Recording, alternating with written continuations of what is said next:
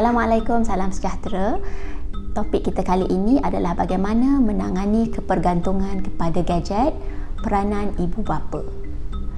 Waktu pandemik ini tentunya kita semua bosan kan dengan rutin yang berulang-ulang, dan ini bukan saja terjadi kepada diri kita orang dewasa tetapi juga terhadap anak-anak.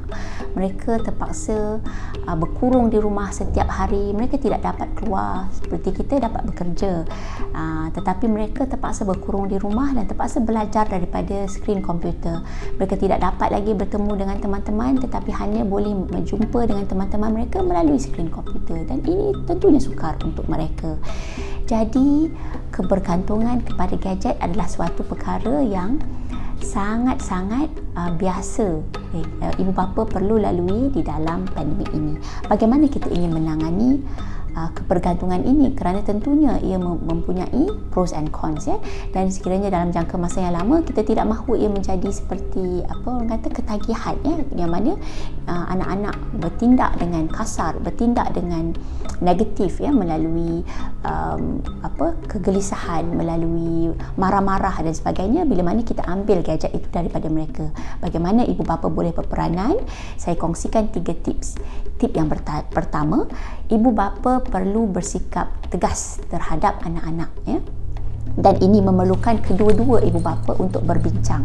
Apa perkara yang kita boleh bagi ruang kepada mereka, apa perkara yang kita perlu tegas. Sebagai contoh, kita perlu berbincang tentang apa tanggungjawab yang mereka perlu laksanakan sebelum mereka mendapat gadget, sebelum mereka mendapat YouTube, games ataupun television perlu selesaikan, dan kita perlu tegas bahawa mereka perlu selesaikan tanggungjawab di rumah, contohnya membasuh baju ataupun sidai baju, mengemas bilik tidur ataupun membaca Quran ataupun membaca buku Kita perlu letakkan beberapa kriteria dan ia perlu konsisten dari hari ke hari. Kita tak boleh tukar-tukar Kalau katalah kita letakkan 2, misalnya membaca 2 muka surat Quran dan menyidai baju, tegas dengan perkara itu, jangan tukar-tukar Kemudian kita perlu letakkan masa yang terhad kepada mereka. Mungkin mereka mempunyai resistance, mereka tak nak kita ambil gadget itu bila masa mereka telah tamat, tetapi sekali lagi kita perlu tegas, kerana bila datangnya ketegasan maka akan datangnya rasa hormat terhadap diri kita Jadi kita perlu tegas.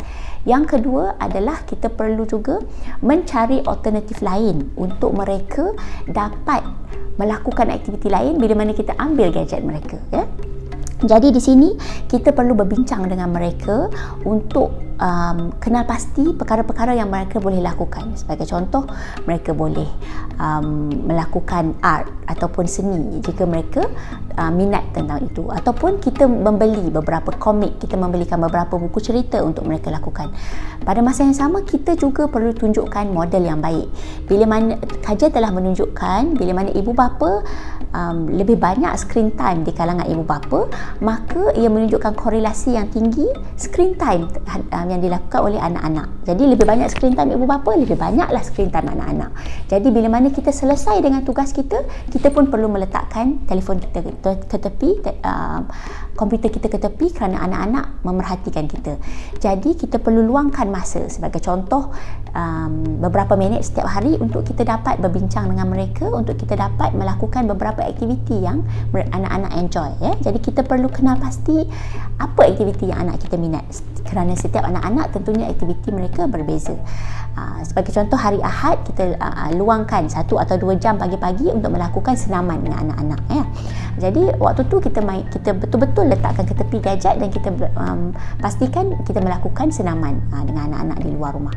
Tip yang ketiga, kita perlu juga fleksibel Kita perlukan flexibility, yang mana kadang-kadang anak-anak itu mahu untuk makan dulu, barulah nak menyiapkan, barulah nak baca Quran misalnya. Jadi kita bagi ruang kepada mereka, nak hari ni nak sarapan dulu ke, ataupun nak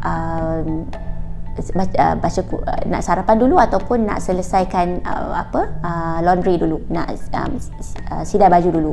Jadi kita bagi choice kepada mereka berbanding dengan tak boleh apa pun bangun pagi-pagi kena sidai baju dulu kan. Jadi kita perlukan perbincangan dengan mereka, kerana terutama apabila anak-anak telah meningkat dewasa, perlukan perbincangan, perlukan reward, dan juga pada masa yang sama kita juga perlu tegas tadi, perlu juga mencari alternatif lain, dan perlu agak fleksibel walaupun dalam ketegasan. Jadi 3 perkara itu adalah sangat penting supaya kita mempunyai menjalankan tanggungjawab kita sebagai ibu bapa yang bersikap otoritatif, yang bersikap positif. Pada masa yang sama kita juga memerlukan mereka untuk menghormati kita, dan kita juga tegas dalam rules ataupun dalam peraturan yang telah kita tetapkan. Semoga ia membantu anda. Selamat berjaya ibu bapa dalam menangani gadget di kalangan kanak-kanak.